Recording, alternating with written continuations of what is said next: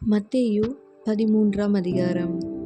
இயேசு அன்றைய தினமே வீட்டிலிருந்து புறப்பட்டு போய் கடலோரத்திலே உட்கார்ந்தார். திரளான ஜனங்கள் அவரிடத்தில் கூடி வந்தபடியால் அவர் படவில் ஏறி உட்கார்ந்தார். ஜனங்கள் எல்லாரும் கரையிலே நின்றார்கள். அவர் அநேக விஷயங்களை உவமைகளாக அவர்களுக்கு சொன்னார்.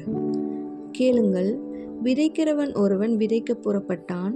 அவன் விதைக்கையில் சில விதை வழியருகே விழுந்தது. பறவைகள் வந்து அதை பட்சித்து போட்டது. சில விதை அதிக மண்ணில்லாத கற்பாறை இடங்களில் விழுந்தது. மண் ஆழமாய் இராததினாலே அது சீக்கிரமாய் முளைத்தது. வெயில் ஏறின போதோ தீந்து போய் வேரில்லாமையால் உலர்ந்து போயிற்று. சில விதை முள்ளுள்ள இடங்களில் விழுந்தது. முள் வளர்ந்து அதை நெருக்கி போட்டது. சில விதையோ நல்ல நிலத்தில் விழுந்து சிலது 100ஆகவும் சிலது 60ஆகவும் சிலது 30ஆகவும் பலன் தந்தது. கேட்கிறதற்கு காதுள்ளவன் கேட்க கடவன் என்றார். அப்பொழுது சீஷர்கள் அவரிடத்தில் வந்து, ஏன் அவர்களோட உவமைகளாக பேசுகிறீர் என்று கேட்டார்கள். அவர்களுக்கு அவர் பிரதியுத்தரமாக, பரலோக ராஜ்யத்தின் இரகசியங்களை அறியும்படி உங்களுக்கு அருளப்பட்டது, அவர்களுக்கோ அருளப்படவில்லை. உள்ளவன் எவனோ அவனுக்கு கொடுக்கப்படும், பரிபூரணமும் அடைவான். இல்லாதவன் எவனோ அவனிடத்தில் உள்ளதும் எடுத்துக்கொள்ளப்படும். அவர்கள் கண்டும் காணாதவர்களாயும் கேட்டும் கேளாதவர்களாயும் உணர்ந்து கொள்ளாதவர்களாயும் இருக்கிறபடியினால் நான் உவமைகளாக அவர்களோட பேசுகிறேன். ஏசாயாவின் தீர்க்க தரிசனம் அவர்களிடத்தில் நிறைவேறுகிறது. அதாவது, காதார கேட்டும் உணராதிருப்பீர்கள், கண்ணார கண்டும் அறியாதிருப்பீர்கள்.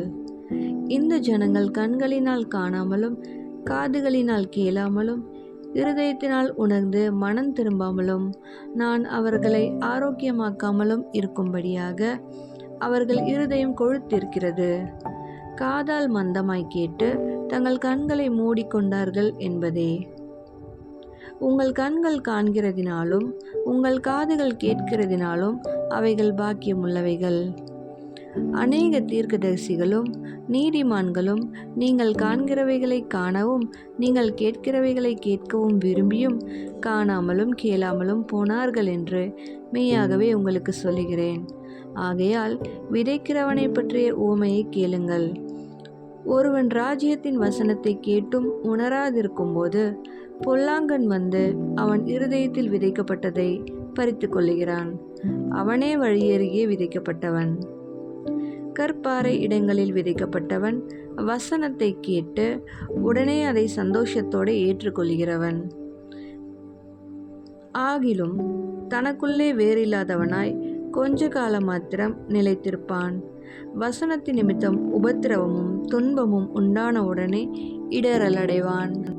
முள்ளுள்ள இடங்களில் விதைக்கப்பட்டவன் வசனத்தை கேட்கிறவனாயிருந்தும் உலக கவலையும் ஐஸ்வர்யத்தின் மயக்கமும் வசனத்தை நெருக்கி போடுகிறதினால் அவனும் பலனற்று போவான். நல்ல நிலத்தில் விதைக்கப்பட்டவனோ வசனத்தை கேட்கிறவனும் உணர்கிறவனுமாயிருந்து 100ஆகவும் 60ஆகவும் 30ஆகவும் பலன் தருவான் என்றார். வேறொரு உவமையை அவர்களுக்கு சொன்னார். பரலோக ராஜ்யம் தன் நிலத்தில் நல்ல விதையை விதைத்த மனுஷனுக்கு ஒப்பாயிருக்கிறது. மனுஷர் நித்திரை பண்ணுகையில் அவனுடைய சத்துரு வந்து கோதுமைக்குள் களைகளை விதைத்துவிட்டு போனான். பயிரானது வளர்ந்து கதிர்விட்ட போது களைகளும் காணப்பட்டது. வீட்டெஜமானுடைய வேலைக்காரர் அவனிடத்தில் வந்து, ஆண்டவனே, நீர் உமது நிலத்தில் நல்ல விதையை விதைத்தீர் அல்லவா, பின்னை அதில் களைகள் எப்படி உண்டானது என்றார்கள். அதற்கு அவன், சத்துரு அதை செய்தான் என்றான். அப்பொழுது வேலைக்காரர், நாங்கள் போய் அவைகளை பிடுங்கி போட உமக்கு சித்தமா என்று கேட்டார்கள். அதற்கு அவன், வேண்டாம், களைகளை பிடுங்கும்போது நீங்கள் கோதுமையையும் கூட வேரோடே பிடுங்காதபடிக்கு இரண்டையும் அறுப்பு மட்டும் வளர விடுங்கள்.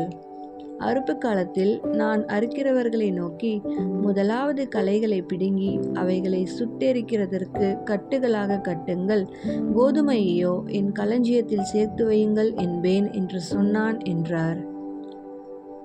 வேறொரு உவமையை அவர்களுக்கு சொன்னார். பரலோக ராஜ்யம் கடுகு விதைக்கு ஒப்பாயிருக்கிறது. அதை ஒரு மனுஷன் எடுத்து தன் நிலத்தில் விதைத்தான். அது சகல விதைகளிலும் சிறியதாயிருந்தும் வளரும்போது சகல பூண்டுகளிலும் பெரிதாகி ஆகாயத்து பறவைகள் அதன் கிளைகளில் வந்து அடையத்தக்க மரமாகும் என்றார். வேறொரு உவமையை அவர்களுக்கு சொன்னார். பரலோக ராஜ்யம் புளித்த மாவுக்கு ஒப்பாயிருக்கிறது. அதை ஒரு ஸ்திரீ எடுத்து முழுவதும் புளிக்கும் வரைக்கும் 3 படி மாவிலே அடக்கி வைத்தாள் என்றார். இவைகளையெல்லாம் இயேசு ஜனங்களோடே உவமைகளாக பேசினார். உவமைகளினாலே அன்றி அவர்களோடே பேசவில்லை. என் வாயை உவமைகளினால் திறப்பேன், உலகத் தோற்றம் முதல் மறைபொருளானவைகளை வெளிப்படுத்துவேன் என்று தீர்க்கதரிசியால் உரைக்கப்பட்டது நிறைவேறும்படி இப்படி நடந்தது. அப்பொழுது இயேசு ஜனங்களை அனுப்பிவிட்டு வீட்டுக்கு போனார். அவருடைய சீஷர்கள் அவரிடத்தில் வந்து, நிலத்தின் களைகளை பற்றிய உவமையை எங்களுக்கு வெளிப்படுத்த வேண்டும் என்று கேட்டார்கள். அவர் பிரதியுத்தரமாக, நல்ல விதையை விதைக்கிறவன் மனுஷகுமாரன், நிலம் உலகம். நல்ல விதை ராஜ்யத்தின் புத்திரர், களைகள் பொல்லாங்கனுடைய புத்திரர். அவைகளை விதைக்கிற சத்துரு பிசாசு. அறுப்பு உலகத்தின் முடிவு, அறுக்கிறவர்கள் தேவதூதர்கள். ஆதலால் களைகளை சேர்த்து அக்கினியால் சுட்டெரிக்கிறது போல இவ்வுலகத்தின் முடிவிலே நடக்கும். மனுஷகுமாரன் தம்முடைய தூதர்களை அனுப்புவார். அவர்கள் அவருடைய ராஜ்யத்தில் இருக்கிற சகல இடறல்களையும் அக்கிரமம் செய்கிறவர்களையும் சேர்த்து அவர்களை அக்கினி சூளையிலே போடுவார்கள். அங்கே அழுகையும் பற்கடிப்பும் உண்டாயிருக்கும். அப்பொழுது நீதிமான்கள் தங்கள் பிதாவின் ராஜ்யத்திலே சூரியனைப் போல பிரகாசிப்பார்கள். கேட்கிறதற்கு காதுள்ளவன் கேட்க கடவன். அன்றியும் பரலோக ராஜ்யம் நிலத்தில் புதைத்திருக்கிற பொக்கிஷத்துக்கு ஒப்பாயிருக்கிறது. அதை ஒரு மனுஷன் கண்டு மறைத்து அதை பற்றிய சந்தோஷத்தினாலே போய் தனக்கு உண்டான எல்லாவற்றையும் விற்று அந்த நிலத்தை கொள்ளுகிறான். மேலும் பரலோக ராஜ்யம் நல்ல முத்துக்களை தேடுகிற வியாபாரிக்கு ஒப்பாயிருக்கிறது. அவன் விலையுயர்ந்த ஒரு முத்தை கண்டு போய் தனக்குண்டான எல்லாவற்றையும் விற்று அதை கொள்ளுகிறான். அன்றியும் பரலோக ராஜ்யம் கடலிலே போடப்பட்டு சகலவிதமான மீன்களையும் சேர்த்து வாரிக்கொள்ளும் வலைக்கு ஒப்பாயிருக்கிறது. அது நிறைந்த போது அதை கரையில் இழுத்து உட்கார்ந்து நல்லவைகளை கூடைகளில் சேர்த்து ஆகாதவைகளை எறிந்து போடுவார்கள். இப்படியே உலகத்தின் முடிவிலே நடக்கும். தேவதூதர்கள் புறப்பட்டு நீதிமான்களின் நடுவிலிருந்து பொல்லாதவர்களை பிரித்து அவர்களை அக்கினி சூளையிலே போடுவார்கள். அங்கே அழுகையும் பற்கடிப்பும் உண்டாயிருக்கும் என்றார்.